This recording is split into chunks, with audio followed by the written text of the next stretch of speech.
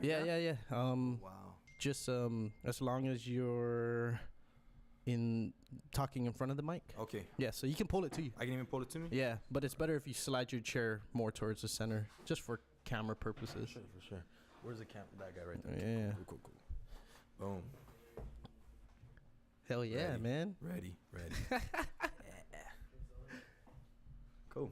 Hey, welcome to the show. Nice. Damn, Thanks for having me, bro. I'm super excited to have you on this show. I've been following you ever since I first met you, and I appreciate that. yeah, Thank dude. you. Yeah. Oh, just pull it in front of you like this, just sort of Little the way. closer, closer. Yeah.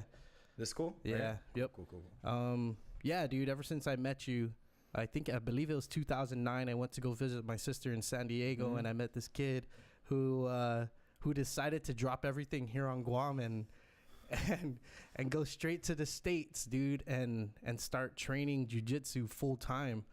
And that was there's two of you. That was two of you guys. Me and one of my friends, Miguel, and Azuzu, and yourself, and you guys were just young cats, bro, and just hungry. You can tell you guys are hungry. I'm so sorry to interrupt you, bro. No. This is real, dude. Having this mic, microphone is cool, but like having these earphones is like, dang, I could even like hear myself real muffled. Everything's muffled, you know. But it's the experience. Yeah, definitely. But what's that called? Man, yeah, 2009. Damn, I didn't even realize it was that long ago. Right, but 8 years. But yeah, man, that's crazy. And what made you decide to do something like that? I think it was going into your senior year in high school. You decided to go out to the States, right? Yep. Yeah. So my senior year in high school, 2009, I ended up making a trip actually out to California. I went to go compete in the World Championships. You know, I was in the juvenile division at this time. And I went out there, and it was my first time in California.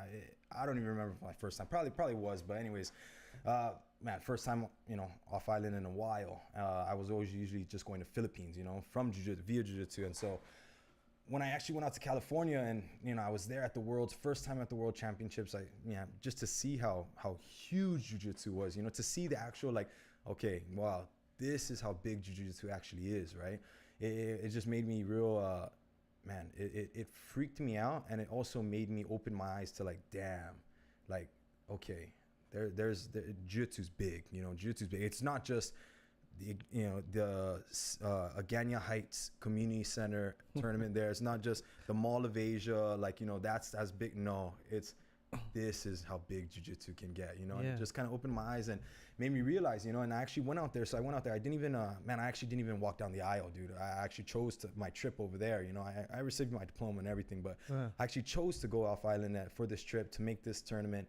And I went out there, and like I said, dude, it just opened my eyes how big jiu-jitsu was. And when I moved back, immediately when I moved back, it was like, okay, hold up, I need to find a way to get back out there. But I don't want to just go out there for 1 month. I need to go out there. I need to see what I can do out there. I need to get out there and see what I can do, you know. And I ended up heading out there, and exactly what you're saying. That's how we ended up meeting. And God bless good people, you know. Like your sister, bro, you stayed at my sister's house for a bit. And, for a while, man. Yeah, and you know, that's the thing is that I was always telling people, you know, I'm always like, man, I'm super, like, I'm really big on giving, right? And so right now, I mean, I'm sure we're gonna get all into this and everything like that. As far as like me, you know, what I'm doing here on the island right now on this trip, but like as far as giving back, I'm really a big time supporter of people who give, right? Give, and just good people, genuine people. And your sister's definitely one of them. And I'm definitely, you know, I'm thankful to her, and I'm thankful to many other people that have helped me on this journey, because definitely where I'm at, and I'm not even, you know, I'm nowhere near where I want to be, but just where I'm at right now, I could not have gotten here without certain people, you know, who have really helped me and opened up their doors, not just their doors, but so many other things, you know. Definitely thankful for good people, and for sure, definitely one of the main ones. So let's backtrack a little bit, and let's start with your jiu-jitsu journey. Where did it all start for you? Yeah, so I started like right after, I would say freshman year of high school. I would say towards the ending of freshman year of high school, 2005, 6, around 5, I think 2005. Yeah, and you know, I got I was looking for something. I was looking for a way to just to defend myself, I guess, in a way, or just to kind of like learn, like. Did you ever experience bullying? or were you always the bigger? You look like you've always been the bigger kid. I actually wasn't. No, back in the day, back in high school, man, I was like 145. You know, and actually when I first started jiu-jitsu, I was competing at 145 pounds. So I was never really like the big guy, you know. What's that called? But it wasn't so much bullying, you know, per se. It was just I think I was just looking for something like that. Okay, you know? okay. And I ended up just going to Gold Gym at the time, and I walked upstairs. I found jiu-jitsu, you know, for the first time over there. It was a Carlson Gracie school. It was under Gabe Baker, a former instructor at the time, and yeah, I just went there, and man, immediately after like my first class, just kind of the feeling of it, the vibe, and just you know, and just you know, I don't know how to say it, but just right when I started my first class, I immediately fell in love. You know, I immediately like, okay, I want to go back tomorrow. And then after that, I was like, okay, I want to go back tomorrow. I want to go back again and again and again. And it was just a never ending. It sort of wasn't that story. I've heard many stories of, man, because people have been trying to get me to come out to jiu-jitsu and stuff. I'm like, yeah, I'll come when I have time. Yeah, for sure. He's like, trust me. It took me 3 months of driving outside the place. Like, okay, I'll go this time. It wasn't one of those. It was was actually, you know what's crazy is like, I think this is, man, again, right? Maybe I truly believe in, you know, in everything happens for a reason. And, you know, and I believe in God a lot. And I truly believe that God set me on this path in life, you know. I really do. And so when I walked into the gym, actually, I mean, I was a 13, 14-year-old kid, you know, freaking little skinny, scrawny. I was nervous, right? I'm not just gonna go walk up there. That was my plan, right? My mom was in the car waiting downstairs, and I just went into Gold's Gym, and it was upstairs at the time, and I was like, man, real nervous, you know. Of course, walking in. First of all, I'm walking into Gold's Gym, all these huge buff guys lifting weights. You know, I'm like, ooh, okay, you know what I mean? But man, thank God, right, that I actually saw my friend there. One of my friends was from middle school, man, was like lifting weights there with his uncle or something like that. And I asked him, I was like, hey, can you stroll up there with me, you know? And he's like, dude, sure.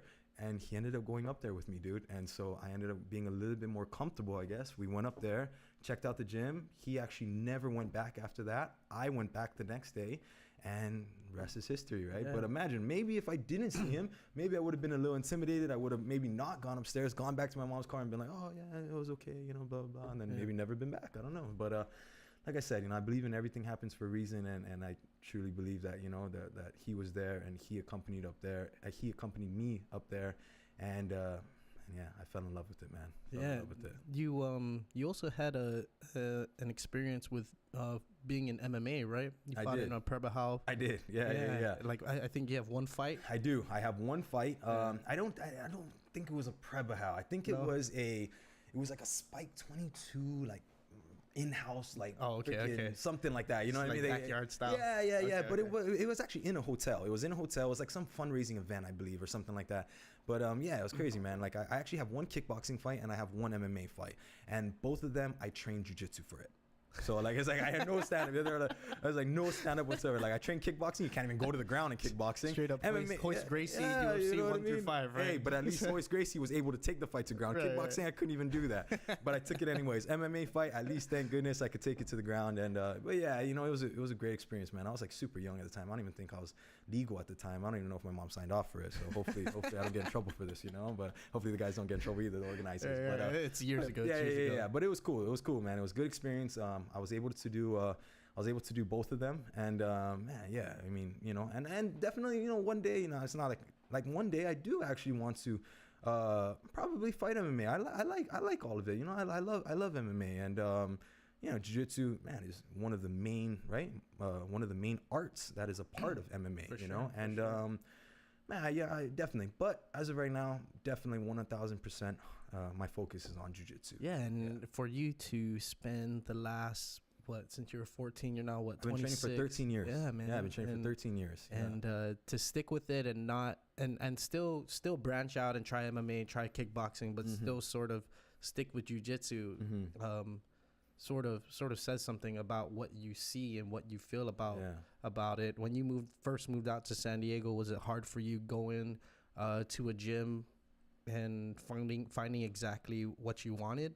Or was it sort of that fate thing when you walked into Gold's Gym and Well, I think when I moved out to the States, right, the first gym I went at was the gym that I went out to with my teammates and with my former instructor and stuff like that. When we went out to the States, it was actually a Carlson Gracie affiliate school. It was a BJJ Revolution, right? So I actually went over there. And so, I was already comfortable, right? It was already kind of like a home away from home. That was where everyone trains at from, my school here in Guam. And then we would go out there and that's where everyone would train at. And so it was comfortable, right? I was fine. So when I did first move out to the States, that was actually the kind of, I guess, the only school I not knew of, but it was, the only one I was a part of at the time. So it was the easiest way to get your feet wet. Definitely, right? Definitely. Yeah. And because we've been there already, they knew us, this and that. So it made things a lot easier. And so at that time, that was kind of like the only place, and, but yeah, man.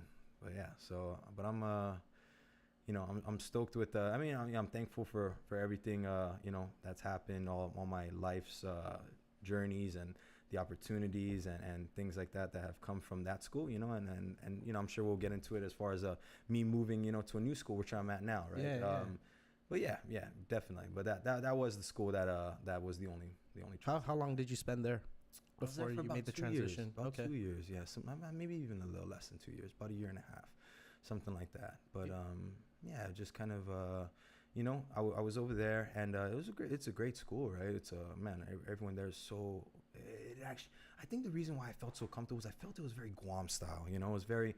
Okay. The environment, the people, the vibes was very chill. It was very cool. It was also located in Pacific Beach, right? So just the vibes in general all around was very chill. Yeah, PB vibes, right? It was very chill, and so it was cool. And I liked it, But I just I had an opportunity, right, to go over to the school I'm at now, which is Atos Jiu Jitsu in San Diego, California. I had an opportunity to go there. One of the guys, contacted me that trained over there. Another young gun, another one that's was up and coming at the time, and man, one of the top black belts right now. And one of my friends, Michael Lear Jr. So he actually called me, and he actually just moved at the time as well to that school under Andre Galvao, right, my professor right now. And so he ended up messaging me, hey, come by, come check out the school, this and that. And so he was like, just come by for a drill session, this and that. And so I ended up going over there, and I went for a little drill session, and it was a little unfortunate, but I had a professor who was teaching at the other school. He ended up coming by to drop some flyers off for a tournament. And he kind of saw us there, gave us the weird look. I got the text messages after, but not to go too much into that, but I have no, there's no. Is there? I'm not familiar with like Jiu-Jitsu academies and schools and sort of a loyalty thing. Is it something that people like live off of? Definitely, yeah. In Jiu-Jitsu, there's no such thing as sharing ideas and sharing techniques and stuff like that. Some people, some gyms, everyone's different, right? But for the most part, right? I think the school I was at it was just very old school, very there's this word, it's a Portuguese word if I'm not mistaken, it's called Cryotherapy. I don't know if you ever heard of it. No. It basically means like traitor, that kind of thing. You know what I mean? It's a very common word that is used amongst jiu-jitsu, old school jiu-jitsu practitioners, right? And I don't believe in that.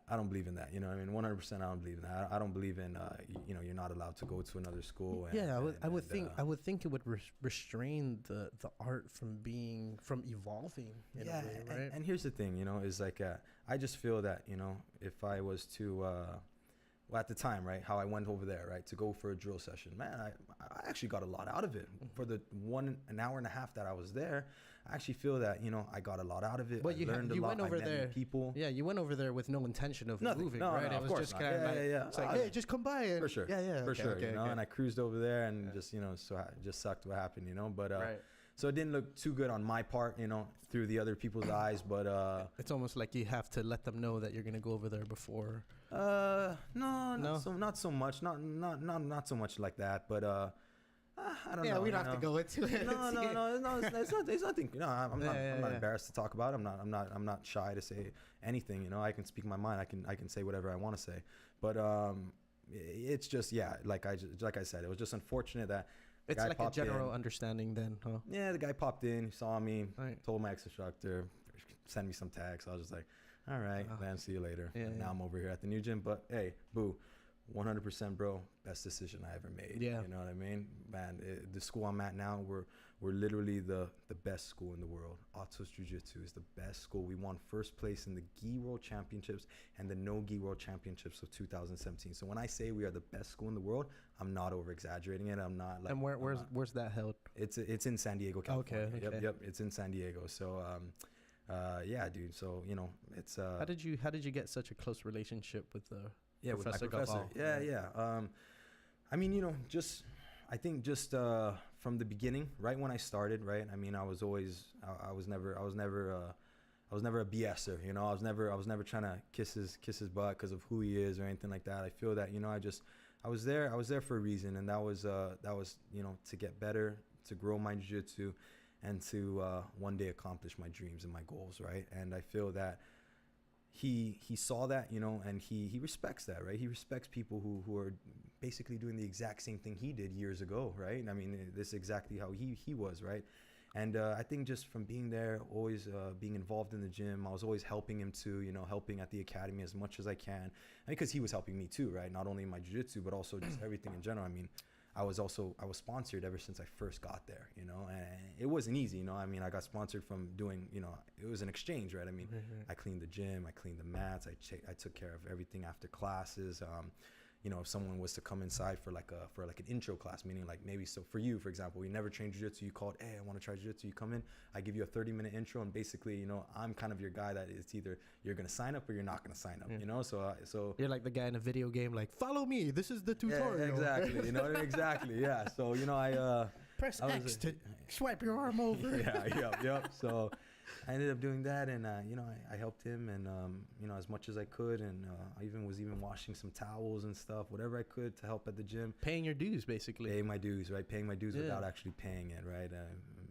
With money, but right. He helped me, man, a lot, and so I think that's when that's not the only reason why we got close, and just throughout the years, obviously, I've been training with him for. How long already? 6 years now, maybe something like that, or maybe something 5. Yeah. He has a pretty crazy history too. I mean, at least of being a world champion since the 90s, right? Oh yeah, Andre's. This is the one. And he just won a title too, right? 2 titles. Yeah, he won gold, right? He won the world championships, right? In the adult division. And keep in mind, this guy can be fighting in not Masters 1, Masters 2. So he can be fighting in the not even with the adults, not with the 18-year-olds, 19-year-olds, 20-year-olds, whatever, But man, he's the best of the best, right? And he's still fighting in it, and he won the ADCC Super Fight, right? Which is in Abu Dhabi. I mean, it wasn't in Abu Dhabi, but it's the Abu Dhabi Combat Championships, right? And anyways, so dude, one way I always explain to people is I always say this. I always say Andre is the new school and the old school. He is, right? I mean, all the guys that are his generation, they're either retired or they're fighting in the Masters division. Andre is one of the only guys that is in the old school that is still fighting in the adult divisions, and he is now still a part of the new school, It's crazy, man. He's amazing, dude. So if anything, he's evolved the most of any jiu-jitsu practitioner, huh? And that's in my opinion, right? But hey, that's what I think, Definitely, dude. The guy's a monster, man. It's crazy. An amazing human being too. Amazing human being. Great role model. Yeah, so much so you brought him here for your wedding when you got married. I did. He was a part of my wedding. He was one of my groomsmen. I mean, he's like an older brother to me. Not just my professor, but he's also a friend, an older brother. Someone I really look up to as a role model. And he ended up, he blessed me, man. Him, his wife, his daughter, man. A lot of the guys from my gym, they all came out for my wedding in 2015. And man. We know coming to Guam isn't cheap. I didn't pay for all their tickets. They all came on their own. They all came from just out of love for me, right? I guess, and support, and for me and my wife, because they all know Christy too, Okay. And so they all know Christy as well. And man, they have so much love and support for us, and they've given us so much love and support since the beginning. And man, they all made it out here. It was crazy, man. Got freaking flights, hotels, you name it. You know what I mean? Like. They really showed me a lot of love and support. So, for sure. It was cool. I noticed with a lot of jiu-jitsu players, practitioners, they really find an intertwining of philosophy of life and the way jiu-jitsu is played. How does that play out in your mind as far as life philosophy? like the way you should live life, and how jiu-jitsu helps you attain that sort of philosophy. Yeah. I mean, here's the thing is, right, when I say jiu-jitsu is my life, it literally is my life, right? And like what you're saying, right, philosophy of life, how I conduct myself on a day-to-day basis, everything is based off my jiu-jitsu. When I go, say I'm going to go somewhere tonight, right, I have the choice to either, right, this is just a small example, obviously, right, I'm not to say I don't drink or anything like that, right, I mean, sure, I grab a beer every now and then, but like, let's say I go there and I go and there's an option to drink or to not drink, there's an option to stay late or to not to stay late, there's an option to, like, you know, go with your friend over there, or you know, just stay at home and rest, or just whatever, right? Just these are just little examples, you know, not even big examples, but like just something like that. Like I feel like arbitrary decisions, right? Yeah, just jujitsu. You know, I feel like jujitsu, everything is a question. Okay, will this help my jujitsu? Okay, will I feel okay like this when I go to training tomorrow? Okay, like if I do this though, will I benefit from it? You know what I mean? If I do this, will I feel crappy tomorrow? You know, just a whole bunch of like little things like that. I just really feel that, and even just as a person too. You know what I mean? Like I feel jujitsu has really made me grow, mature. It's made me into the person I am today. You know, I probably wouldn't be. I definitely wouldn't be who I am today if I wasn't for jiu-jitsu, and yeah, so I definitely think jiu-jitsu has definitely molded me and made me into the person I am, and I think it's very positive. It's very positive, you know, it's a very positive influence in my life and my everyday decisions, you know, everything. Like I said, every single thing I do is for my jiu-jitsu, man. Yeah. When did you know that jiu-jitsu was going to be the thing that you were going to pursue without looking back, or without getting sidetracked by anything? Yeah. It seems like you figured it out at a pretty young age. Yeah, so you know, here's like, when did you know and how did you know? Yeah, you know, when I was a kid, dude, like, man, when I was little, like, man, even before jiu-jitsu, right, when I was little, dude, there's one thing I remember is I would always go to the back of my house, right? In my house, we had this backyard area, and it had like tin roof over it, and it was just like the place that my grandpa would always go feed his chickens and wash the dishes and blah blah blah. It was always in the back, right? Little concrete area on the ground and stuff, and I would always go there, right? And it was just kind of my place I would like to go. Number one, I like to go there with my grandpa, right? My grandpa was always a great big role model of mine growing up, and I would always go there and I'd hang out with him. But then on top of that, I would always go there and I just would think, right? I would always want to be I feel I always imagined myself as a kid with a lot of imagination, you know. That's how I always felt. That's how I like to think of myself, as a kid with a lot of imagination. And I felt that, you know, I always envisioned myself, you know, whatever it was. I don't even remember like what I thought of, but whatever it was like I always envisioned myself, you know, doing it. Whatever I thought of, I would do it, right? That's what I felt. And this is just one example, right? This is funny, right? But this is very true, and I mean this 100%. You know, I remember I used to think like, man, one day I'm gonna be the governor of Guam. I really thought that, right? And I believed it. You ask me now, do you want to be the governor? I'm like, heck no, I don't want to be the governor of Guam. I don't want to be that, you know? But you asked me back then, hey, are you going to be the governor? I'd be like, man, that's very possible. For sure I could, you know? And I just feel that I was a very positive thinker, you know, and I just always envisioned myself, you know,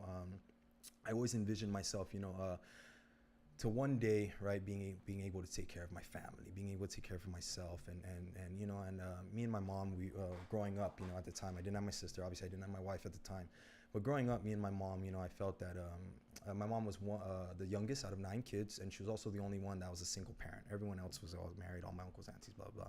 And you know, so we didn't live a very extravagant life. I didn't have an extravagant house, I didn't have extravagant cars, I didn't have anything like that.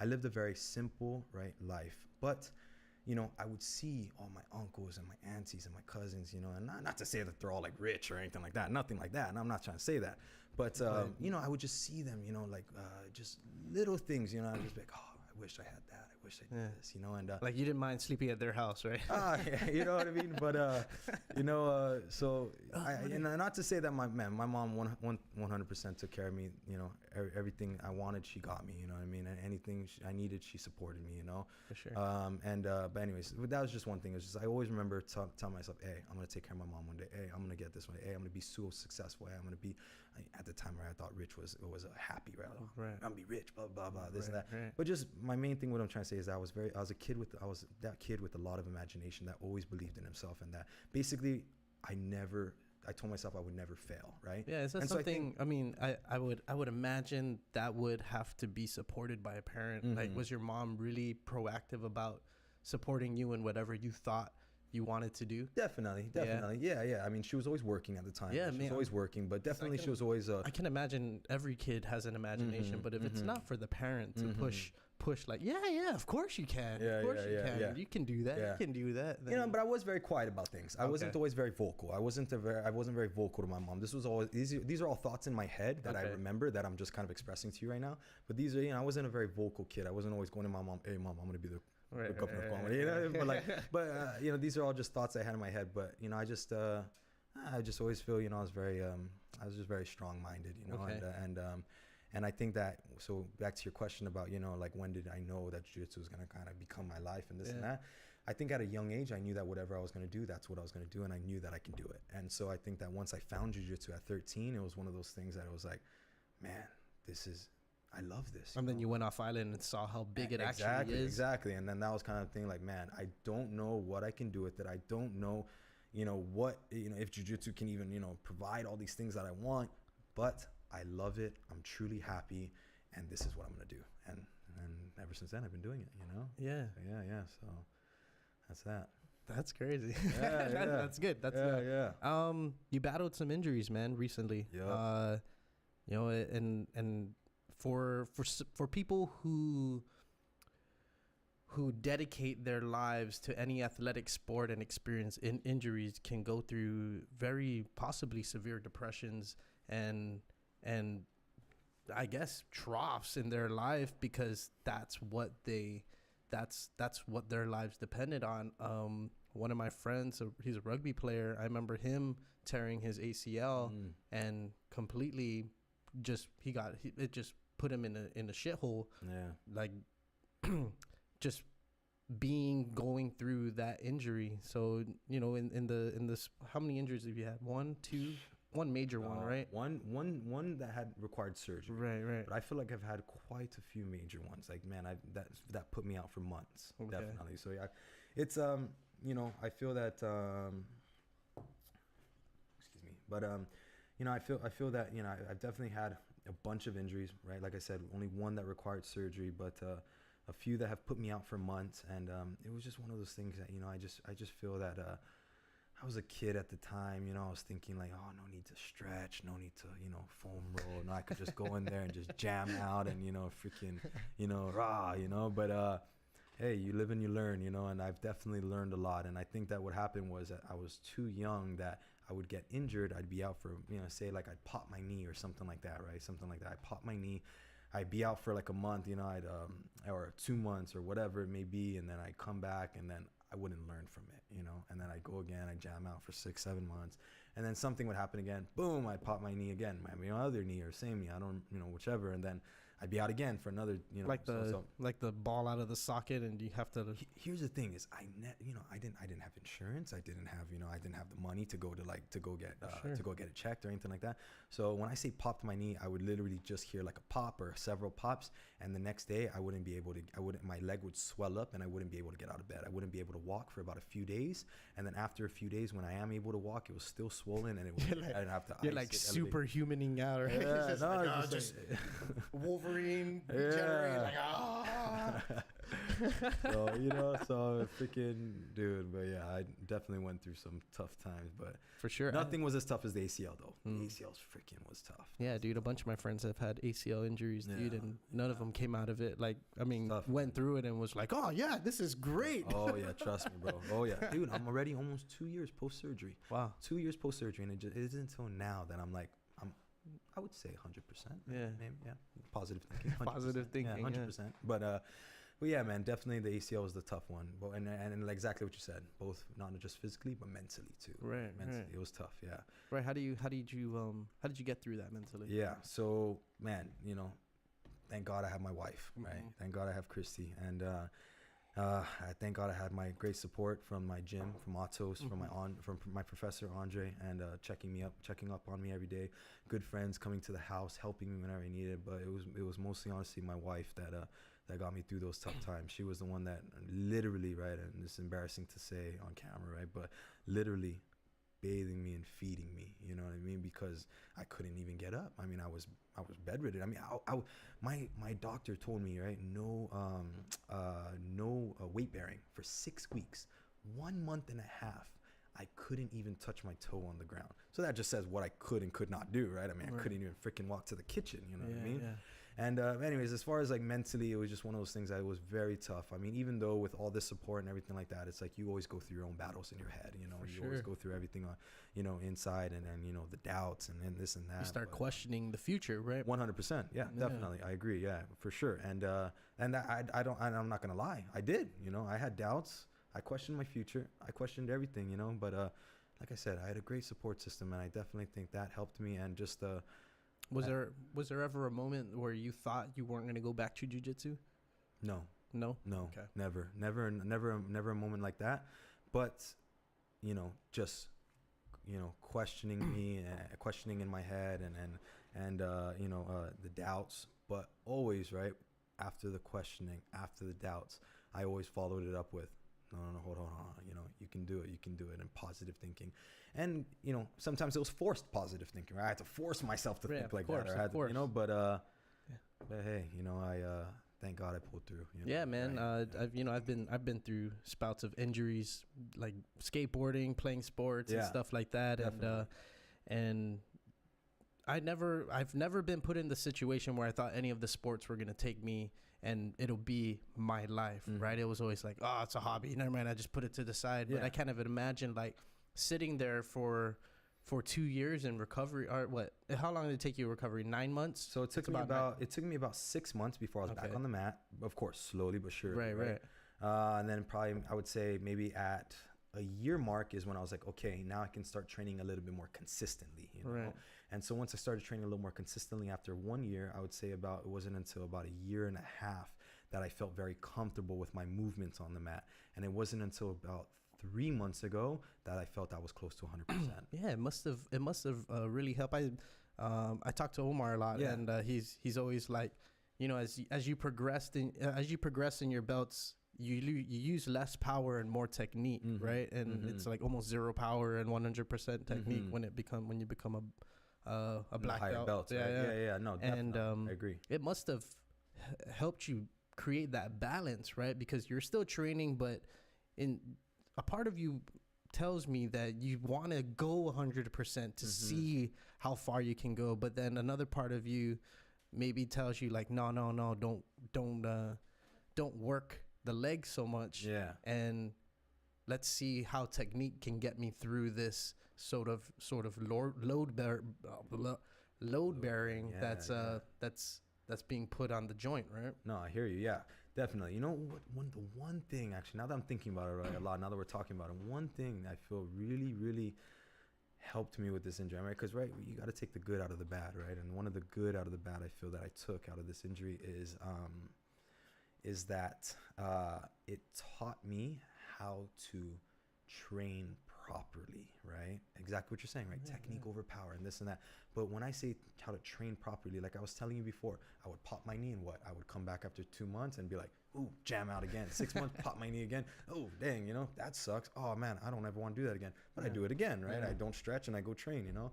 And maybe sometimes let my ego get to me. Oh, I'm in a bad position. No, fight. Boom, injured, you know, out for 2 months. What was the point of that? You know what I mean?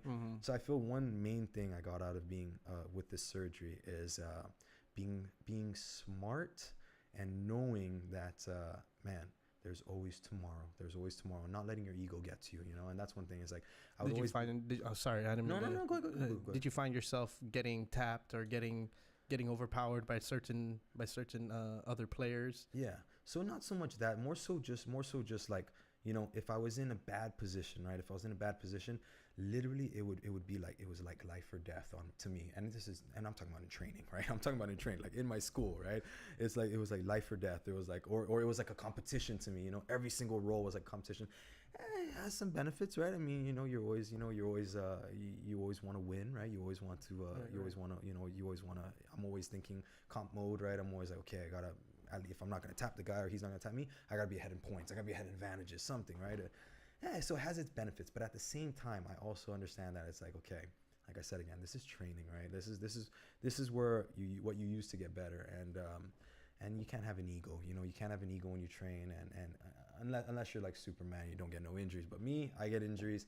I get injured a lot, and so that's one thing I feel like it really taught me was that there's always tomorrow. Do not make training, right, like a competition at times, right? At times, this is sometimes, right? And like a competition, and also just to, man, you know, number one thing is don't get injured. You know, don't get injured. Don't do something that will get you injured. If I'm in, like you said, if I'm in a submission, someone's about to tap me, you know, I'm not going to fight my hardest to get out. Now, if it's the finals of the world championships, black belt, I'm in there, I'll break my arm. I don't care if I'm going to win. If I'm going to win, right? Definitely, right? Definitely. You hear that all the time, the greatest, right? And so that's what definitely. But in training, it's ridiculous. So definitely that's one thing it taught me is just to, you know, is to be smart and always be careful when I train, you know, because, you know, it's not the training that matters. It's the tournament and the results from that, you know. So, yeah. It was tough though. It was tough. Yeah, man. I bet. It was tough. Yeah. It's tricky. It's tricky coming back and convincing yourself that you're okay when actually you're not okay. Mm-hmm. And I've done that many times. I had a major injury just in October. I was playing soccer. Okay. I play in the Budweiser League. And, okay. And I was running with the ball, and this dude came and he slide tackled me. I had a hematoma 3 minutes after the impact happened. I had a hematoma this big on the side of my foot. Dang. I was on crutches for 3 days, and I should have been on crutches longer. Yeah. I was about to say 3 days. That's a pretty big. Yeah, but but it goes through that thing. It's like, I'm like, fuck, I don't want to be held down like this. This is bullshit. I still have to walk my dog. I still have to wash the dishes. I still have to clean. Life, still got to go work. Yeah. I hear you. Yeah.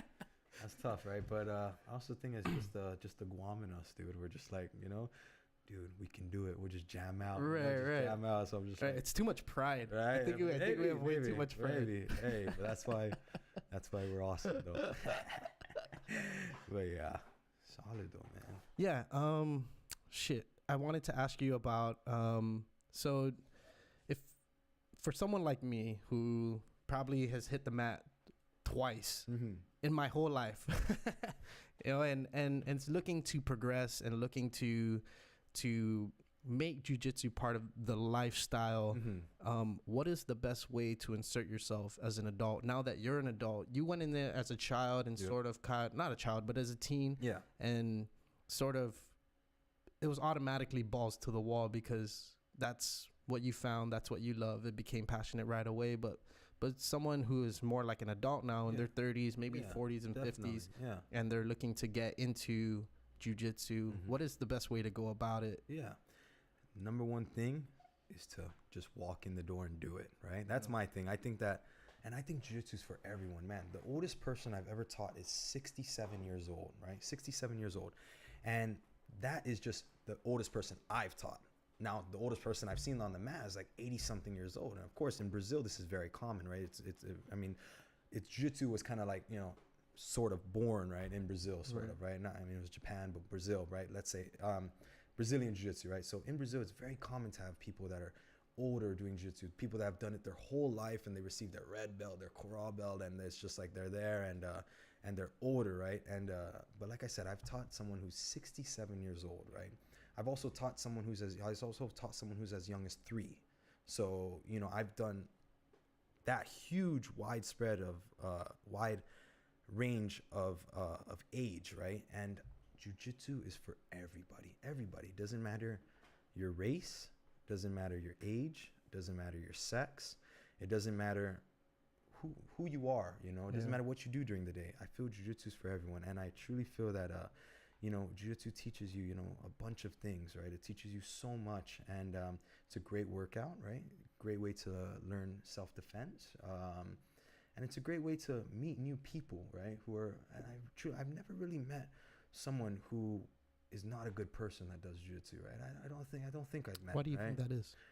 I don't know. I think it's just the culture and the lifestyle behind it. I think it's just because when you go in there, right, and you're a bad person or something like that, you're gonna have this girl that's like 13 years old that's been training for 11 years, right? She started at 2 years old, and she's gonna kick your butt. You know, she's gonna kick your butt, and then you're gonna be like this super tough guy, or this guy with this guy that just is not like, maybe he's just not a good person. He's just cocky or whatever. You come in there, you get your butt kicked by a girl, or you're this skinny, scrawny guy or something like that. So you're constantly being humbled. Humbles you, right? It humbles you, and I truly feel that it not only humbles you, but it also teaches you respect. You know, it teaches you respect. I think jiu-jitsu, a lot of the things about jiu-jitsu is respect. You know, and part of the respect comes from the humbleness, right? And but I'm sorry, I think I kind of strayed away from your question, but I think that when people come in, I think the number one thing is just to try, right? Try and especially, but the thing is, you got to try, right? But you got to be at the right school, right? Here's the thing, is the right school, and because for example, right, at Atos, at our school, you come in, if you're a beginner, right, we're not gonna throw you in with the sharks. We're not gonna throw you in there, right? That's dumb, right? Not just because it's dumb, but also because it's bad for business, right? And it's bad for the person, right? The person's never gonna do jiu-jitsu again, right? So we have classes, for example, we have classes that are catered to like the white belts, the beginners, right? Catered to the kids, different sets of age groups, the adults, competitors, this and that. And so I definitely think, of course, you got to find the right school. You got to find what fits you. You got to feel comfortable. You got to feel comfortable in the environment. You got to feel comfortable with the people around you. You got to feel comfortable with the instructor, definitely. But I think the number one thing is you got to try. You got to try jiu-jitsu, and you got to walk in there, and I feel like you just have to do it. And you have to give it a chance, right? You have to give it a chance, because if you never try it, how are you going to know if you like it or don't like it? Just like anything, right? Just like anything. Sure. But definitely. And like I said again, jiu-jitsu is for everyone. It's not just for the young guys. It's not just for the fighters. It's not just for like, if you got like monster biceps, you'll be good at jiu-jitsu, or it's for everybody. And I encourage everyone to try it. I definitely encourage everyone to try at least one class. At least one class. You got to give it a try. See if you like it or not. But definitely. For sure. So you've taught kids for a very long time, right? Yep. For a good amount of time you've been working at Atos, right? Yep. And what is the major difference that you see that you have to adjust? Not difference, but what is the biggest adjustment in your teaching style between teaching an adult and then teaching a child jiu-jitsu? I think that, like I said again, right, it's really cool that I was able to teach people of all ages, right? Like I said again, 3 years old, dude. I've taught kids classes, the 3 to 5 year old program. 3 years old. I'm talking about these kids that, like, man, if you just even your tone of voice changes, it's like, wah, they cry, because they're 3 years old, like you gotta. So it's crazy, So definitely, one thing I've learned is that every single, age category or person is different. You have to always learn as an instructor. I've been instructing since I was I don't know, 20, 21, right? Something like 6 years now. I mean, ever since I've been at Atos, that's when I've been an instructor, right? So I've been doing it for 6 years. And so for 6 years, I've kind of instructed different age levels, and I feel that everybody is different, and everybody you kind of have to have a feel of how they are, who they are, and how they act, and some people are different than others, right? And I definitely feel that with the kids, like for example, right, just one example, I used to teach the 48-year-old program, right? Those are the kids that you're like, hey, they're running around, they're yelling, screaming, like, hey, no talking like that, like guys, like like focus, this and that. Right away, you hear the change of tone in your voice, and they're already like listening to you, like, oh, okay. Granted, it lasts for like 5 minutes, and you got to remind them again after 5 minutes, but hey, they listen to you nonetheless. Now I teach the 9 to 14-year-olds. Whoo, these guys are different. You tell them. I told a 13-year-old. More personality now, right? Dude, yeah, they're older. They think they know everything, Right. So you tell them, like, after they're 14 years old, you tell them, like, hey, like, like, don't do that, or like, hey, do it this way, or like, hey, you're doing the technique wrong, or something like that. And then you tell them that, and they kind of just look at you like, like basically give you the look like, yeah, sure, like, I know, kind of thing. It's like, oh, hey, buddy, you know what I mean? Like, you're only like, there's a reason why I'm the instructor and you're the student, you know what I mean? But that's about the age they become the know-it-alls, yeah, right? Exactly. Like, yeah, and nothing bad, right? I mean, we all went through it. I'm sure I was like that too, I'm sure, but yeah, you know what I mean? It's just it definitely, I'm super stoked that I got to teach all levels and all ages, and like adults, kids, 3-year-old, I would even call them babies, right? Babies. And for sure, it is literally baby. Right. Beginners to white belts, everything, you know. So definitely there's a difference between teaching everyone and stuff. And I'm sure teachers at say a high school or middle school, I'm sure they obviously have different ways. You can't teach a middle school. You're definitely totally right. So but yeah, I'm super stoked though that I got to experience teaching all levels. It's a very good experience that I cherish and that I feel is going to really help me in the future. Yeah, definitely. Yeah. What's your regimen like, at least from day to day? How do you start your day? For sure. Your daily regimen? Yeah. So, man, it's crazy, boo, because, you know, I feel my day to day has changed 2 ways. And 2 reasons why it's changed recently. Number 1, the birth of my son. Number 2, my injuries, right? My surgery. So those are 2 things that have really changed my day. My day, right? Let's say back in the day, right? Let's go start with my day now, right? My day now. I wake up. I watch my son for about 2 hours before my nanny comes, right? My wife Christy goes to work and stuff like that. So I have to watch my son in the morning for about 2 hours, and then my nanny comes. After my nanny comes, I have about 30 minutes to take out my dogs, get all my things ready, head to the gym. When I head to the gym, I chill for about maybe 30 minutes, get things ready, and then we have the competition class. Competition class starts at around 10:45. So we'll go competition class 10:45. It lasts about 2 hours. And then, so the comp class is strictly just for competitors, right?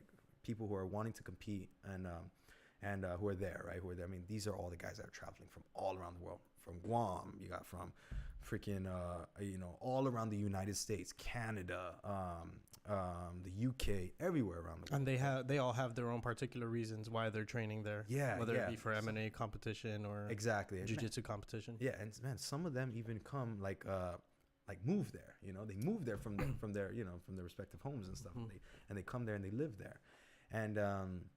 Anyway, so I would do the competition class 2 hours. After that, probably get some lunch, something like that, a little late lunch. I'd go home and I'd check my boy again. So I go home, check my son, maybe about an hour and a half, something like that. Get my stuff ready. If I could take a nap for about 30 minutes, quick power nap, that's awesome. If not, for the most part, don't really have the time. I head back to the gym and I get ready, and then I do my kids class. So I teach the kids class from 5 to 6. And then after the kids class, I go and I train the 6 to 8 p.m. class. And after that, head home.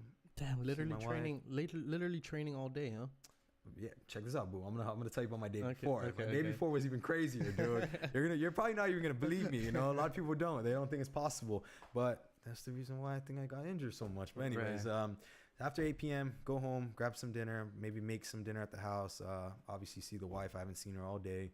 My son, go to sleep, right? And same thing all over again.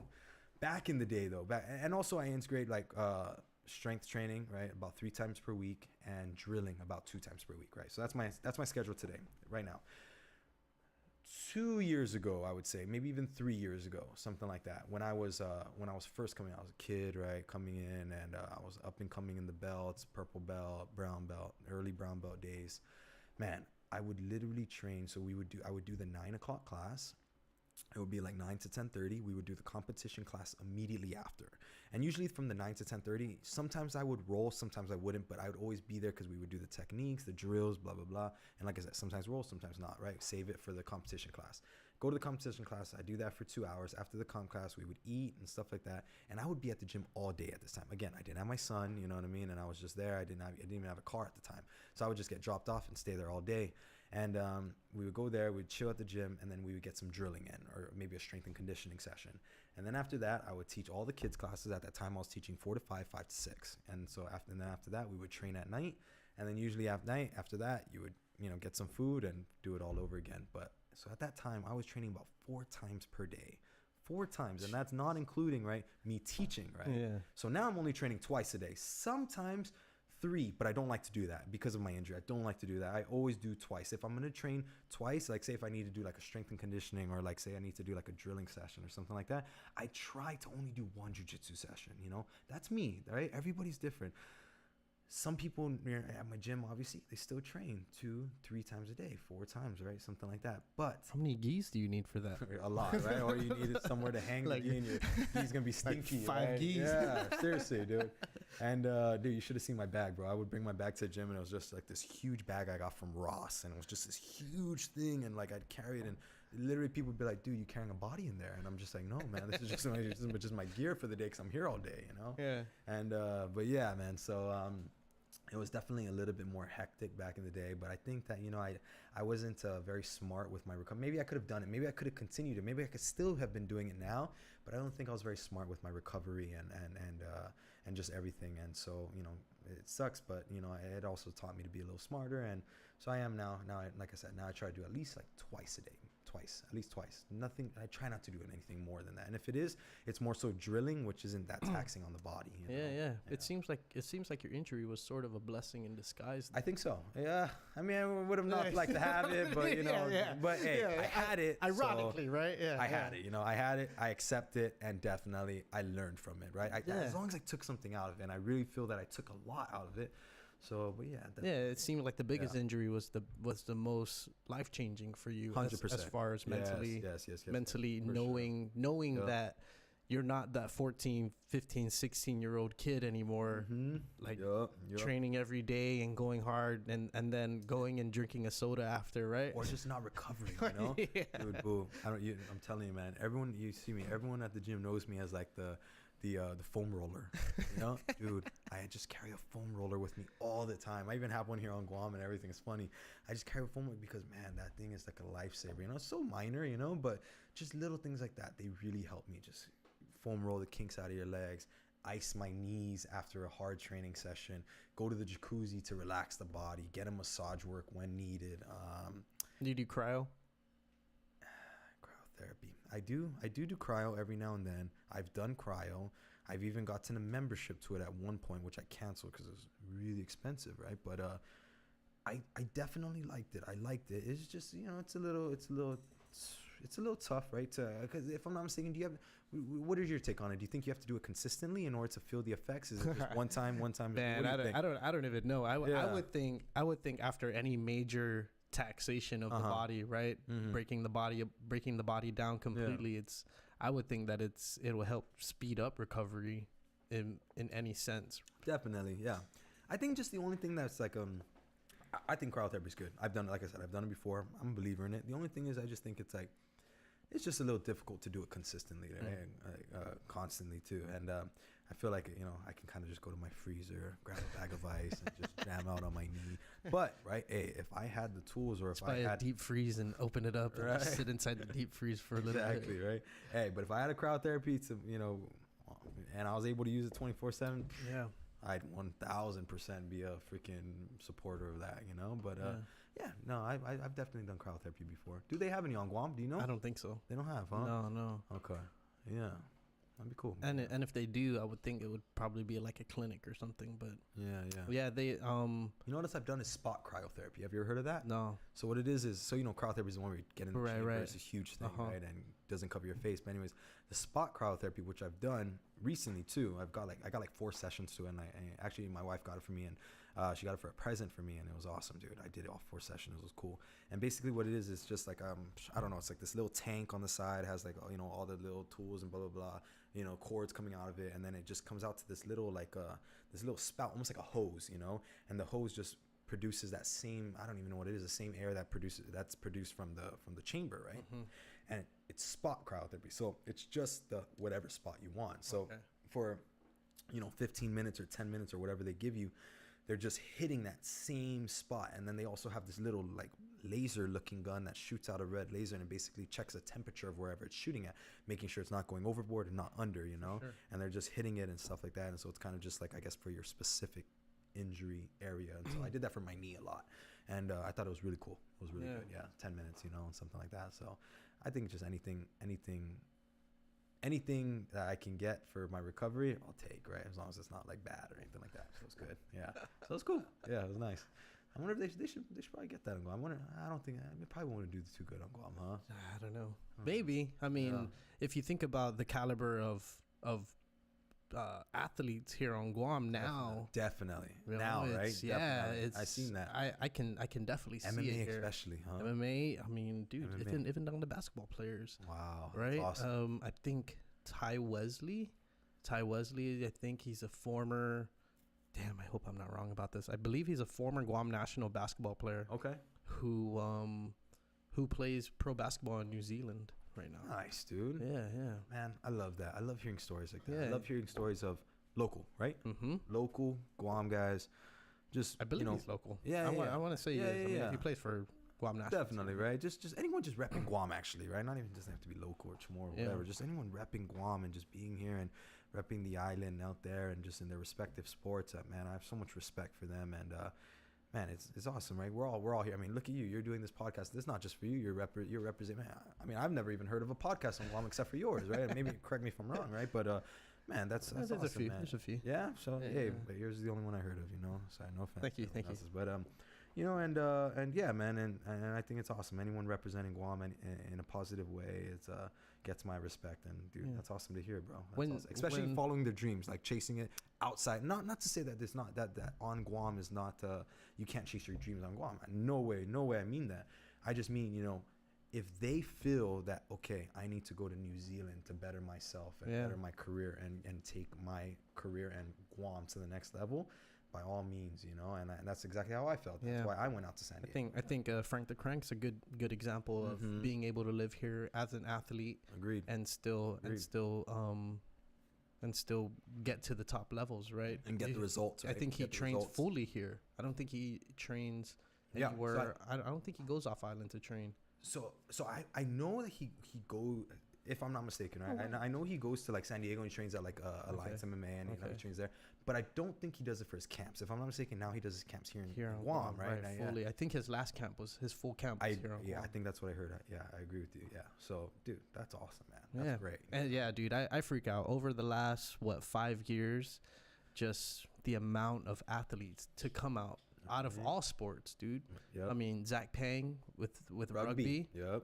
And San Diego still. No, he moved. Did he move? I think he moved, right? Texas, I think. Something like that, right? Yeah. I remember he was in San Diego, but then I could have sworn I heard he got like he got like a big time gig and he was able to freaking go somewhere else for that. I mean, he plays for the USA Eagles, right? And that's the USA national team. And who else? Who else is there? I'm not gonna sit here and try and name all of them, but there's definitely a whole bunch. And that's super cool. Yeah, there's people on the collegiate level.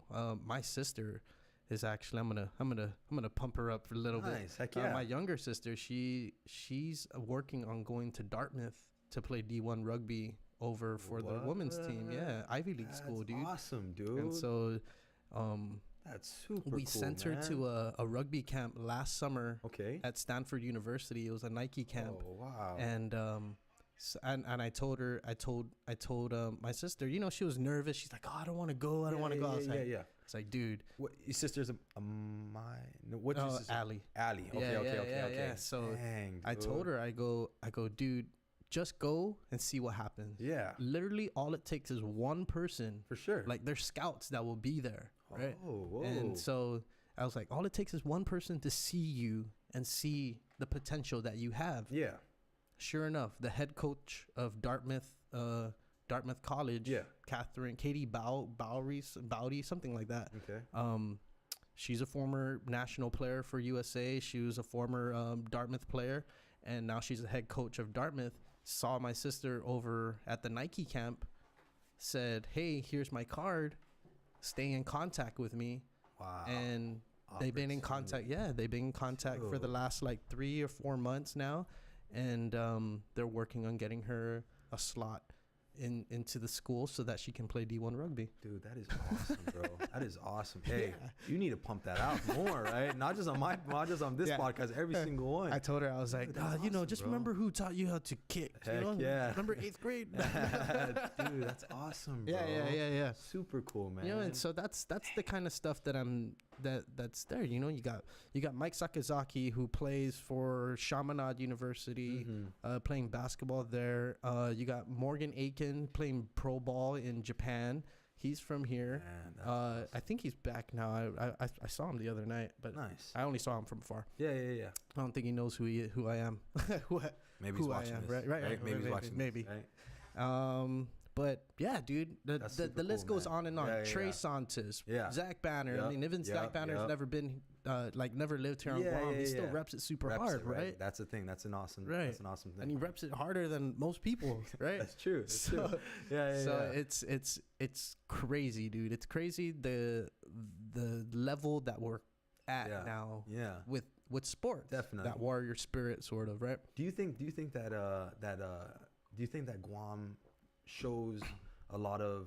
Do you think that all these people that you've mentioned, and the ones we haven't even mentioned, right, that are representing Guam and things like that, do you think that they get a lot of publicity here on Guam? Do you think that, like, will they try to get it out? Look, your podcast, we're mentioning that. PDN, Guam Daily Post, whatever. Guam Sports Network has, GSPN has definitely done a great job. That's cool. Keeping Pat Lujan. Yeah. Nice, I think he's definitely done a great job keeping everybody up to date of what's going on. That's sports. Very good. I mean, as soon as you got your black belt, the next like hours later, that's true. That's like always, a post, right? Yeah, Pat's always been very supportive. Yeah. He knows my mom, and he's always been following my career, and he always hits me up, and he's been very supportive ever since. But I definitely agree. Yeah, you're right. I always see him kind of putting content out there right away. Right. I mean, dude, cool, even look at John Tuck, dude. Right? Going out, being one of the first to be in the UFC from Guam, and first one, right? I think so. Yeah, no, I think so. I think so too. Yeah, I think he's dominating. He's doing really good, right? I mean, very good, man. He's had a couple up and downs, and then he's had like a 2 or 3 fight winning streak so far. So yeah. And and I feel, because I've watched every single one of Tuck's fights, right? I'm a very big fan of John Tuck, and I'm a friend of his, right? And I've watched every single one of his UFC fights, and even the ones that he's lost, right? Like, and even some I can even say lost, right? There were some close ones, controversial ones, very close. There was never really any lopsided ones or anything like that, and I'm a big fan of his. Yeah, I believe the one versus Mike Brown was pretty ridiculously close. Yeah, right. Sucks, it's just hometown kid, right? Yeah. But and I watched that fight. Yeah, but his last one against Gomi, right? Legend, right? From Japan. So that was dominated. Awesome one. Yeah, I remember watching. We went to the Philippines for the UFC Manila. Nice. Yeah. The heel kicks, right? Is that the heel kick one? The heel kicks he was doing? Yeah. I remember that. Ooh, I remember that when he used to do that to me as a kid. Dude, for some reason, dude, every time like anybody from Guam fights, dude, it's adrenaline's like through the roof. Yeah. Goosebumps don't go away. Even if you don't know the guy, right? It's just like, he's from Guam, you're like, heart's pumping, you're like, Chalu, get it. Dang. But that's one thing I love, though, right? That we're all supportive of each other for the most part, right? Everyone's so supportive, because it's not so much about John Tuck or Frank Camacho being the best MMA fighter on Guam. It's not so much about Mike Carbullido and or being the best jiu-jitsu player on Guam. It's not so much this and that on Guam, being the best basketball player.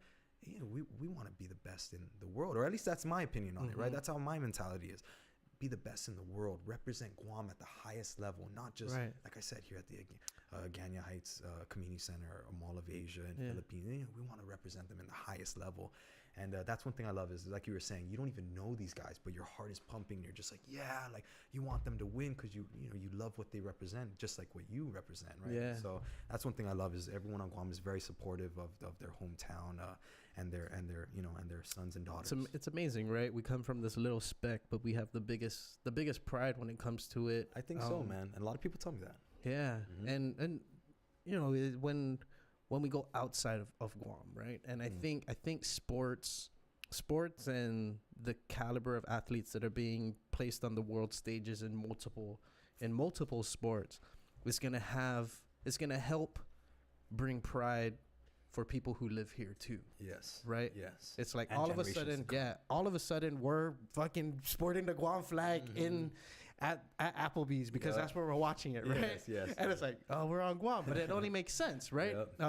Look at the way Argentina or even England or Spain, or New Zealand, how they represent soccer and rugby.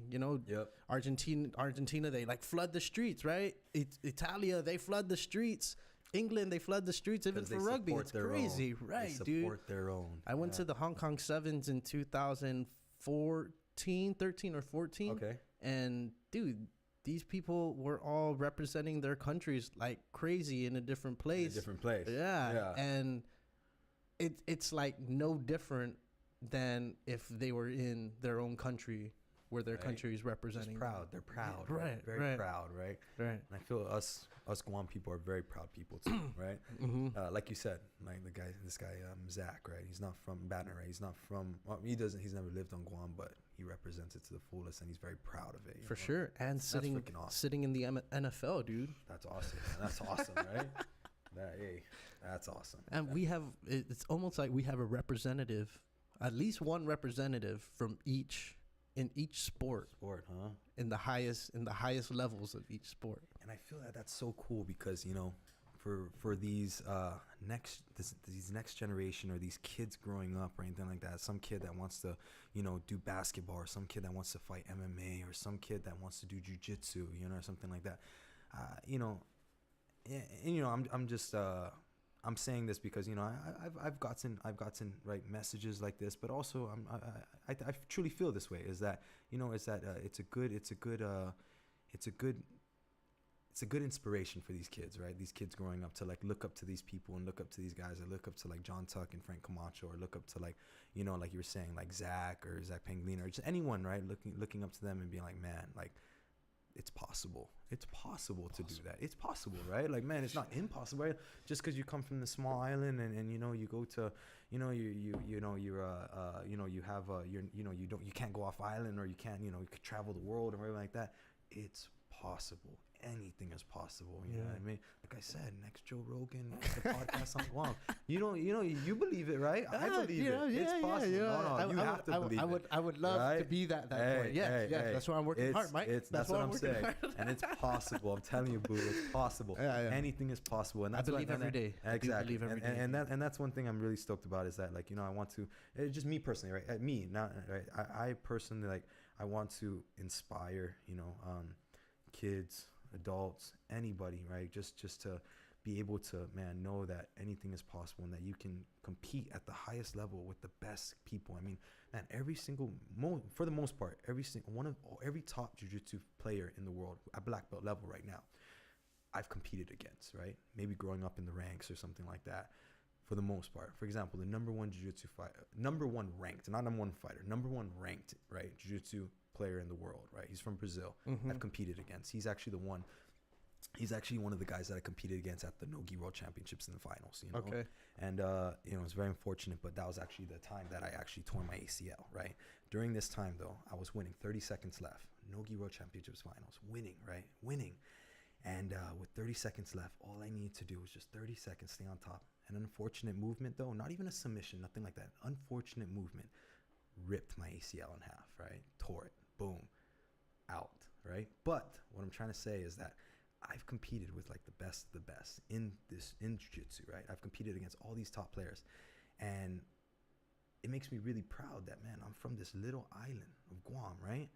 But I'm able to go out there and I'm able to make waves. Maybe I'm not done, right? I haven't made the waves that I wanted to yet, but I'm on the right path, and I believe I can do it, right?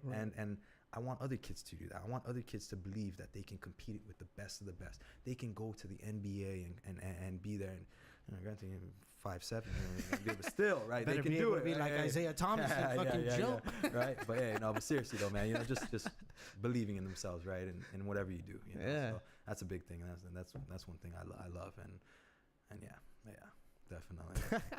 Yeah, dude. I mean, it goes deep. We can definitely talk all day about it, just how much the potential it is, and we're sort of straying away from that mentality that you have, that going to the mainland for state, I mean, going to the mainland to go to college, or going to college at all, right, is an option, right? Because you find successful people who have not stepped foot in college, and you also find unsuccessful people who have stepped into college.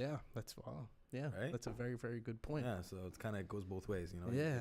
Definitely, man. It's all up to the person, right? And what you do with your life, you know. You got to make the most of it. If you want to be a YouTube star, you can totally be a YouTube star.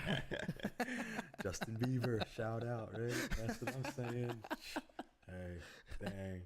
I wish I was a YouTube star. That'd be cool. Yeah. Hey, but there's never a timeline. There's still hope, but I'm not going to be. Just like the governor of Guam, I'm not going to be. No, thank you. Not right now.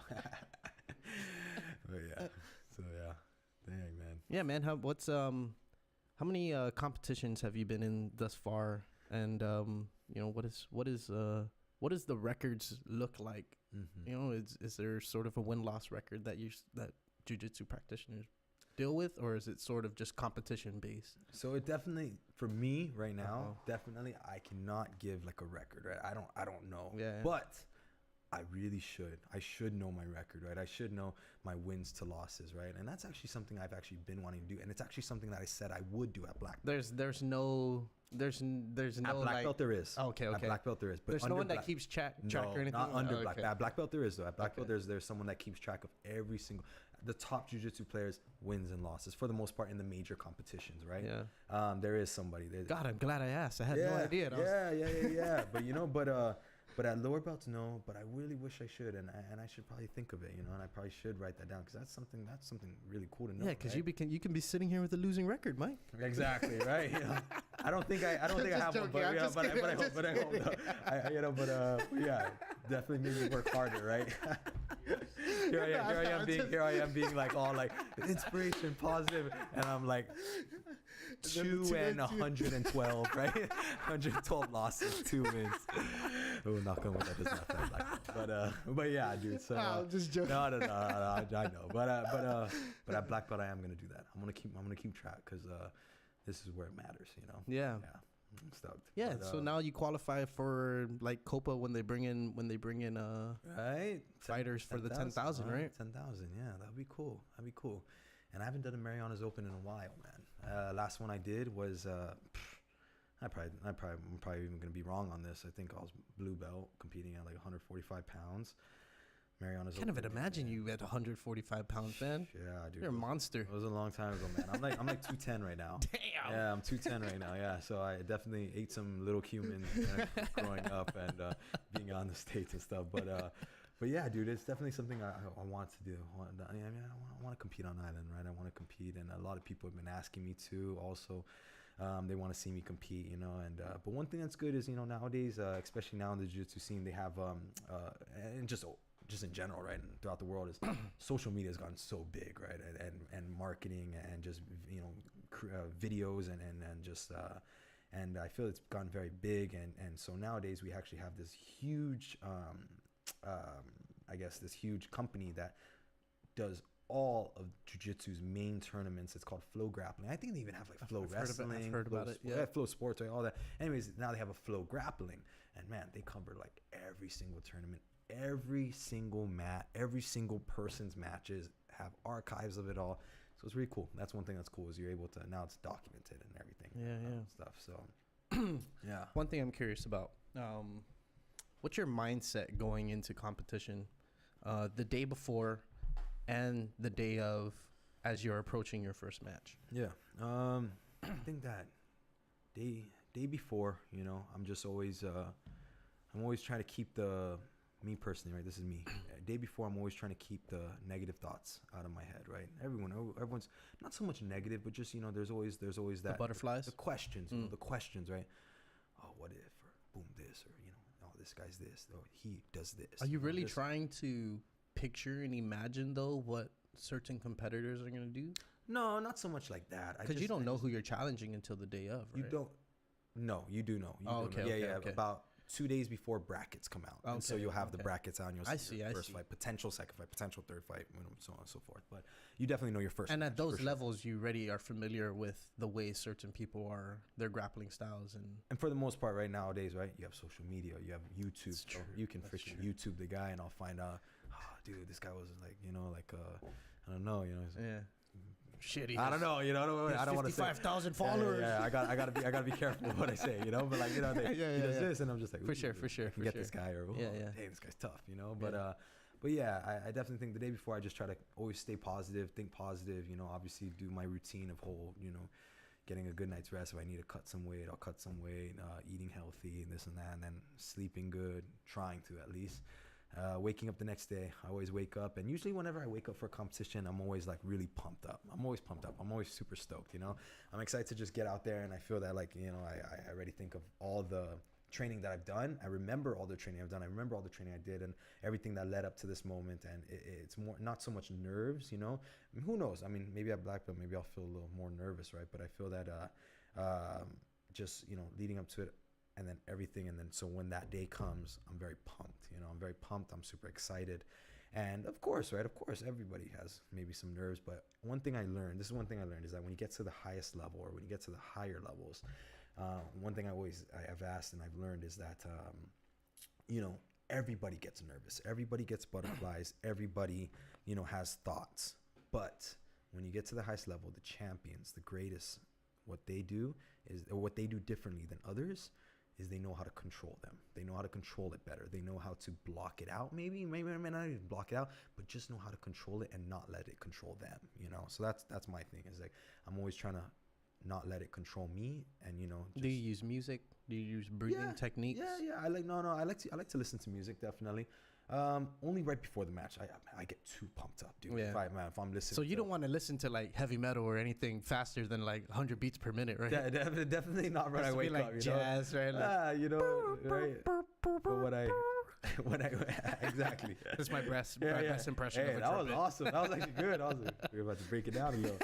But no, yeah, dude. I try to wake up and I try not to get a little too crazy, because if I do, then it'll just be like, oh my God, I'll wear myself out before the match. For sure. But yeah, definitely. So how much of it is mental versus physical when it comes to actual competing?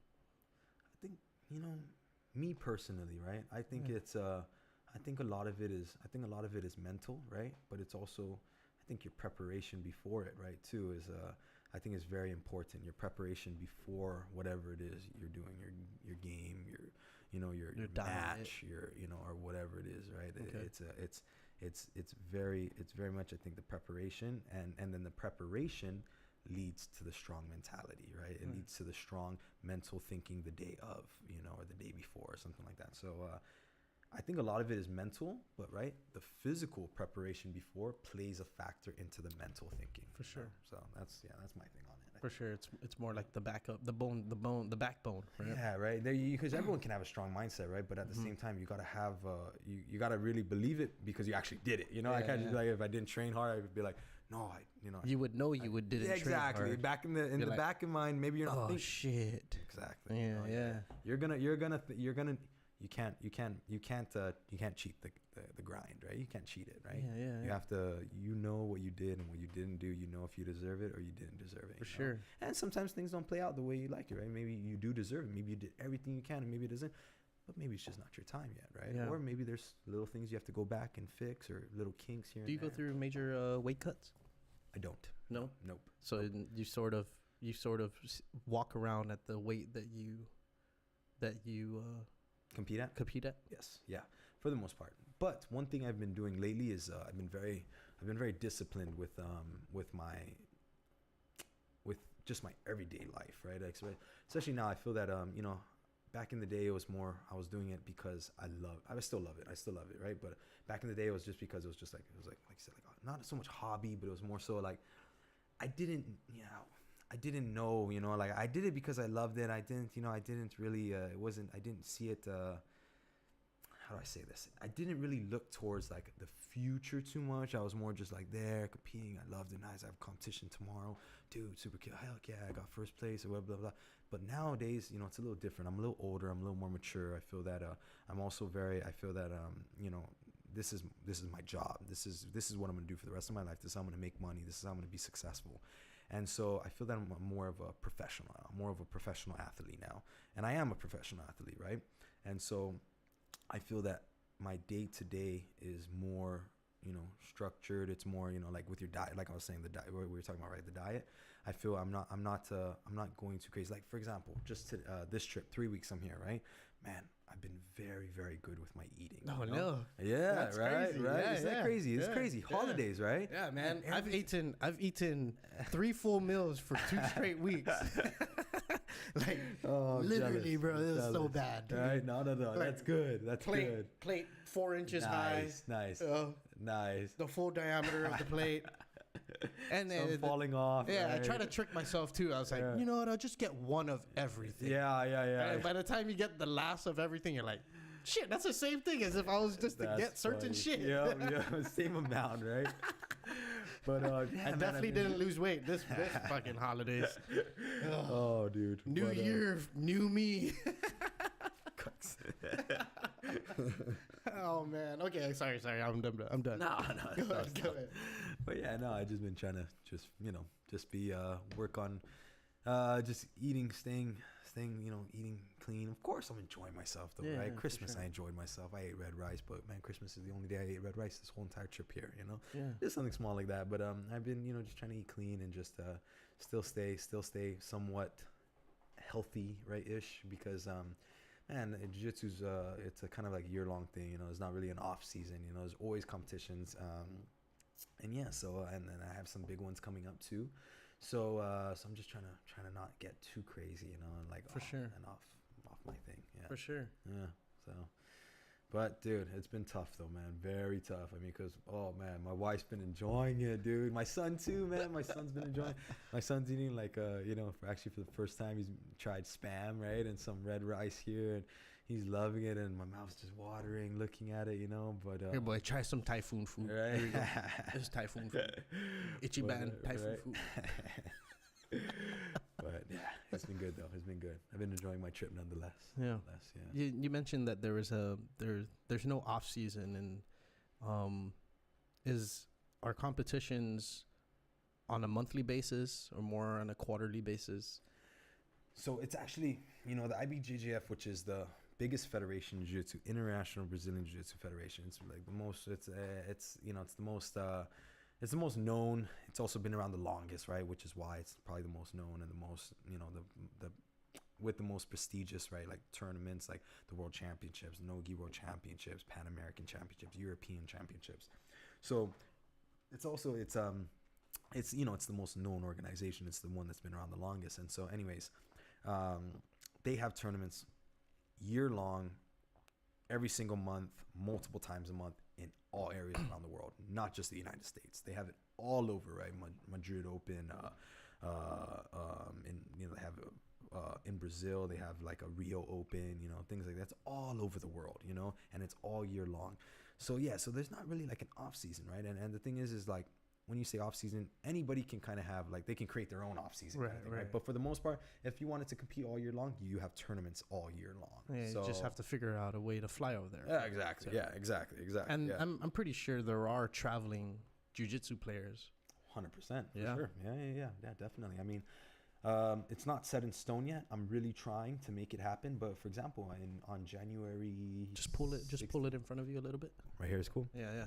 January 16, I think I might be heading to Lisbon, Portugal. Nice. So there's the European Championships. It's the one of the top 4 major tournaments around the world. First time as a black belt, and first time as fighting in the gi as a black belt. And first time in Lisbon, Portugal. I've never been to Lisbon, Portugal. But again, this is still up in the air, right? But these are my plans. These are my goals, and it's kind of coming up quick, right? It's coming up real quick. But I mean, all it takes is a ticket, right? Once I get the ticket, as far as my training and everything like that, I feel great, right? I feel good.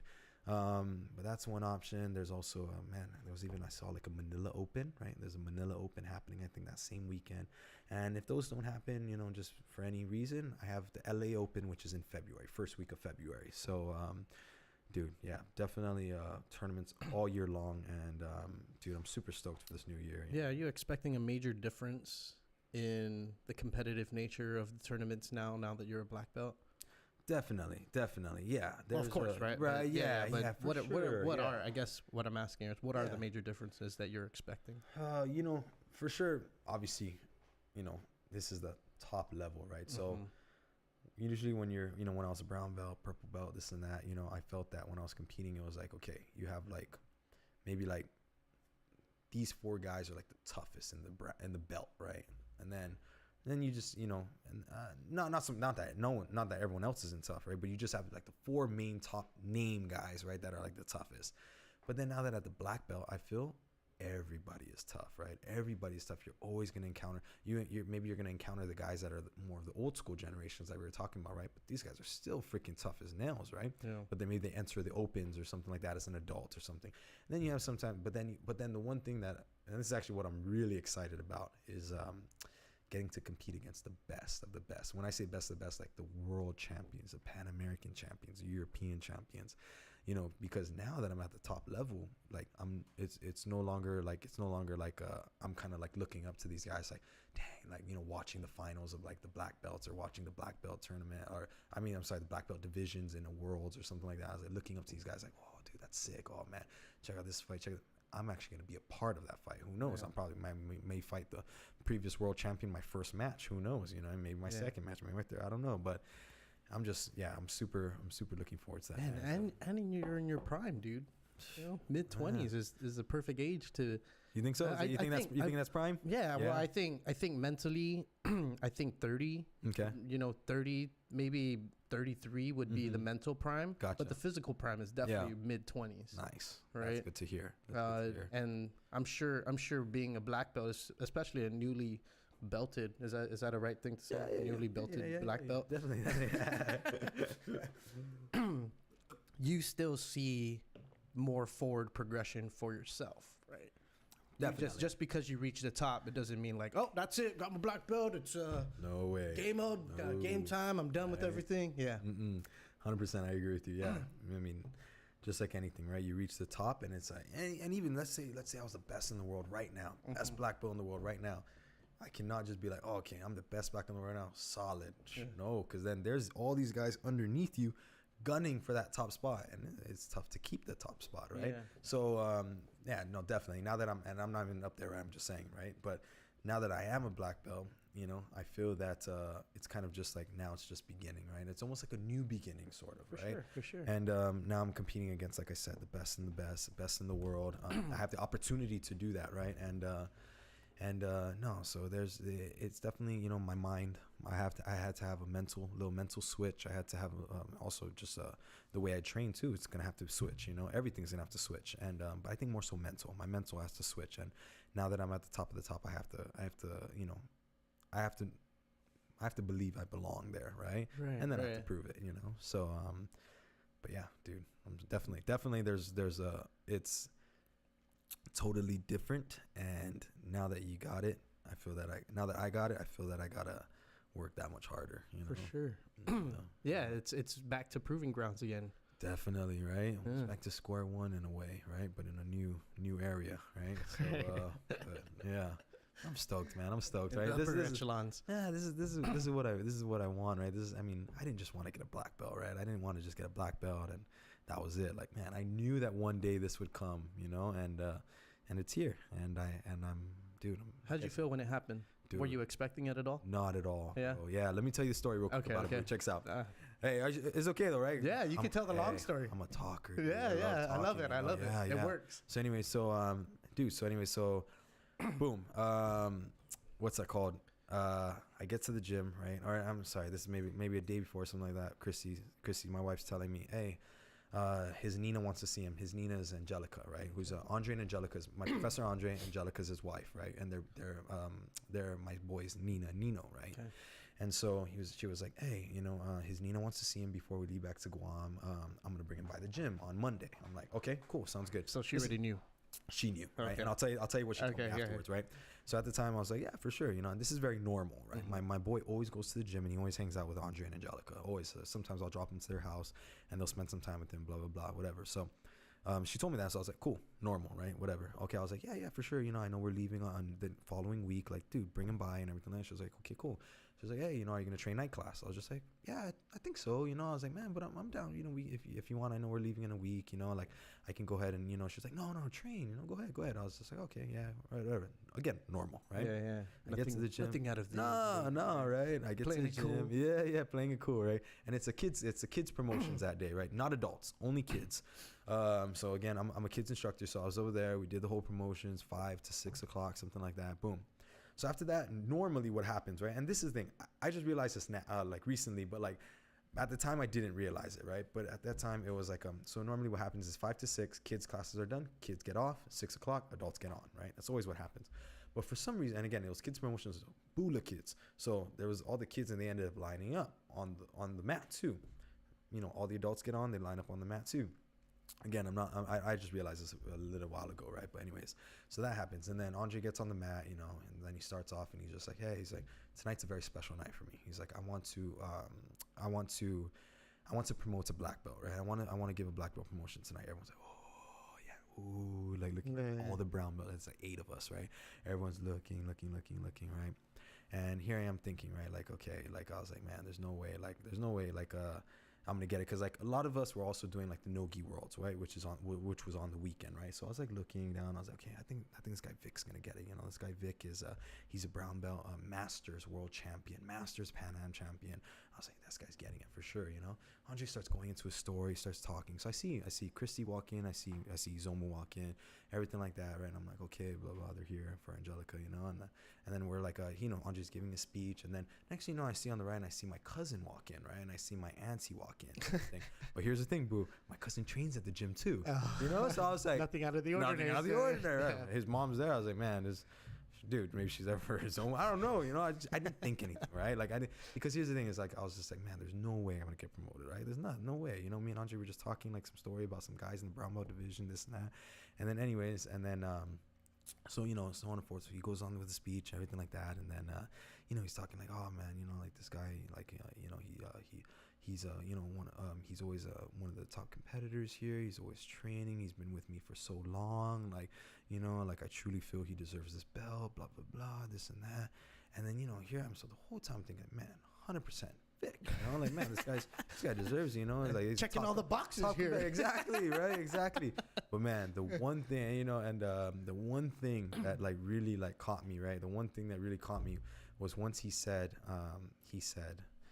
this guy is really close to my family, you know, and I see him as a brother, and you know, and I'm really thankful for, you know, for him and everything he's done for my family and stuff like that. And immediately when he said that, I was like, all right, Vic's not close to his family. None of these guys are close to his family. I was just like, damn, you know. I was just like, you know, I was thinking like, holy crap, like, man, I think I'm getting my black belt, you know. I think I'm getting. And then I look to the right, and then right when I look to the right, I see my sponsor, Bear, right, who lives in LA. I'm like, okay, hold up. I see Bear, I see my other cousin Brandon, who lives up north. I see my physical therapist walk in. I see everyone, and then all of a sudden I'm just like, wow, I'm getting my black belt, you know. Yeah. And then giving me chills, man. There you go. Yeah, right. Yeah. And then boom, yeah, he's like, I like to call upon my Carbullido, you know, and everyone's like, and boom, I go up there, and it was just such a crazy moment, man, because, you know, a lot of people were asking me like, hey, did you think how'd you feel? Like, were you, you know, nervous? But were you like excited? And I was like, man, honestly, like, and this is just me being honest, right? In all honesty, like, I mean, and like, it even shows in like the photos I took and stuff like that immediately after. Like, the only thing I felt when he tied the belt around my waist is I felt ready, you know, and I was so interesting. I felt ready, dude. I felt ready, you know, and again, right? I mean, I've been a brown belt, dude. I was a brown belt for a long time. I was brown for almost 3 years. Wow, like that, almost, right? Yeah. And that's not normal. That's not normal, right? Usually, well, you were battling your injury during that time. Exactly. That's the thing, is I was just getting injured too much, right? I was just like one injury after another, ACL surgery, blah blah blah. And but man, I mean, I was back on the mats for what, maybe 6 months, something like that. And 3 months ago was when I was like full time, right, like 100% almost. And but yeah, man, it was you know, it was just I felt ready. I was happy, and I didn't second guess it. I didn't think, oh, you know, do it, you know, am I ready? Blah blah. No, I was ready. I felt ready, and I was so stoked, man. It was like one of the best days of my life, you know, one of the best moments of my life, one of the proudest moments of my life. And yeah, man, it was definitely a milestone. Definitely, yeah. And anyway, so Christy told me the story. Right? So Christy told me the story, and she was like, hey, blah blah blah. And actually, one of the things I mentioned in my black belt speech, I was like, man, you know, I was like, man, guys, you know, I was giving my speech, everything like that, and I was like, one of the things I said was, oh, guys, you know, what's crazy is, you know, I remember like whenever me and my wife would talk and stuff, and I told her, she was like, man, you know, if you ever get your black belt, obviously they're gonna tell me, would you want me to tell you, you know, so you're ready for it, so you get a speech going and this and that, and you could just be prepared for it. I was just like, yeah, I do want to know, you know. I was just like, oh, it'd be cool to get surprised, but I also want to give like a cool speech. I want to like be ready for it. I don't want to be caught off guard. Break out your paper, like, no, I totally wasn't ready for this. Right. I like to think. Yeah, exactly. And that was one thing I was like, dude, she didn't tell me, you know. Everyone's laughing, and I'm like, nah, I'm just joking, you know, blah blah. But anyways, so Christy tells me after, she's like, yeah. So she's like, man, babe, so you know, I get a call 1 week before Monday, right? She gets a call and Angelica calls and she's like, Christy, Andre wants to promote carbs. When you guys leaving to Guam? She was like, oh, we leave the day after Nogi Worlds. We leave Monday morning. You know? She was like, oh, okay. I think he's gonna promote him when we guys come back. She was like, okay, cool. Boom, that happens, and then the next day, Christy gets a call. She told me the next day, Angelica calls her again. Christy, Andre said, again, this is just me telling what Angelica told her, you know, and she was just like telling me like, oh man, Christy, Carbs is doing so good at the gym, like training, like he's killing it, blah blah blah. Like, man, like there's no way that we can hold him off. We do not want to wait. We don't want him competing as a brown belt anymore. Blah blah blah. We're gonna promote him to black belt on Monday. And she was just like, oh my god, you know. And so the rest was history. I got promoted, you know. And that's the thing is, right, is man, Andre, right, man, one of the greatest of our sport. One of the greatest. In my opinion, he is the greatest, right? But definitely you cannot question that he is one of the greatest. If anyone you ask, right, no matter what affiliation they train at, he's for sure. He's been on the cover of magazines since the 90s, right? Right. That's what I'm saying. And so for him to have full belief in me and for him to give me this black belt and to believe in me, right? To believe in me that I deserve this, man, how am I going to question? Yeah, is it tough getting promoted in Atos? 100% it is. Yeah, it is. Man, Andre's actually, man, so like we said again, right, Andre's been a black belt for I think he's been a black belt for about since 2000.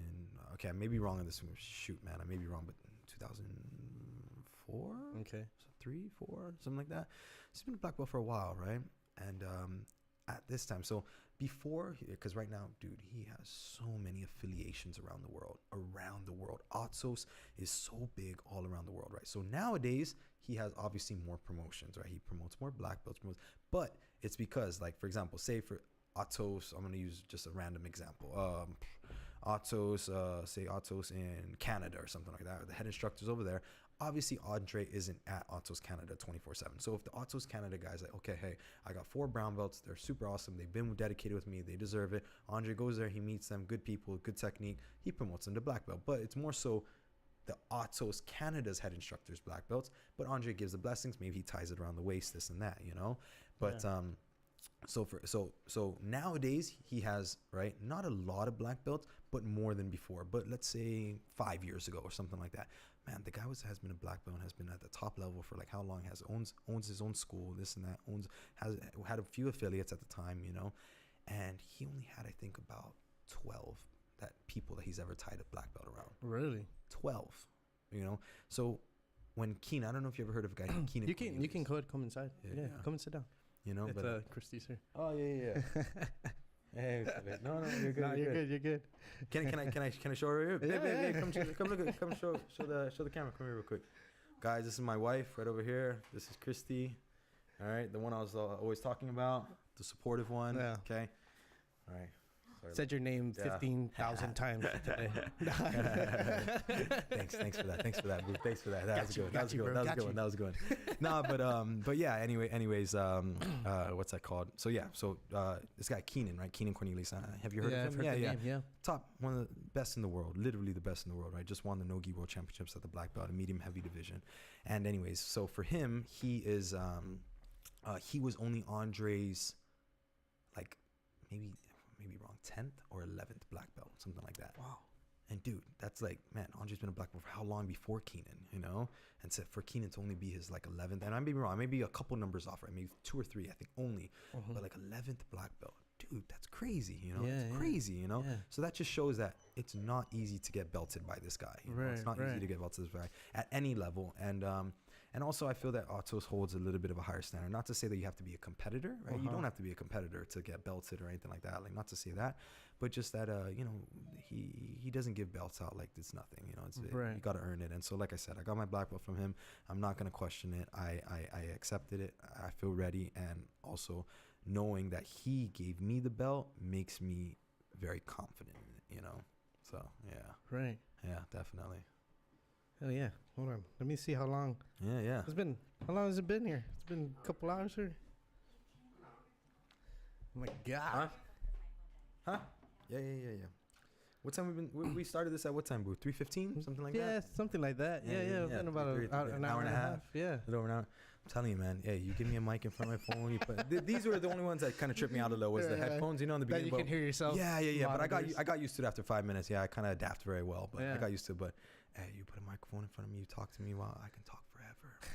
Yeah, I'm a talker, bro. I'm a talker, you know. But you're dude, perfect. I had You're fun. perfect right now. Yeah, I had fun, man. It was awesome, dude. Thanks, bro. Thanks. Cool. I really love doing this thing. Yeah. You know, dude, this is cool, man. This is picking solid. brains and definitely, dude. and just, I learn a lot. I definitely learned a lot today. Oh, I bet for sure, man. And you know, I actually watch. You know, I actually watch a bunch of stuff. I watch videos. I watch Joe Rogan's podcast. I watch a bunch of stuff. And dude, I learn off doing those things, right? You learn off people, other people's experiences and other people's what they say, and maybe just little things here and there. Maybe you take a lot out of it, you know. But definitely, dude. And so, dude, that's pretty cool, man. I'm glad you can pick out the minds of like probably like right the most successful people if they're on this or you know, or just anyone in general. You could probably hopefully, man. You know, I think over the years I've been able to like develop the skill sort of that way around of that conversationalist lifestyle. Yeah, trying to understand, right?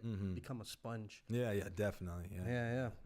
Shit. Cool, before we get out of here, I just got a few more things. For sure. Do you ever see yourself coming back home to teach, or opening up your own school, or opening up an Atos Pacific? Yeah.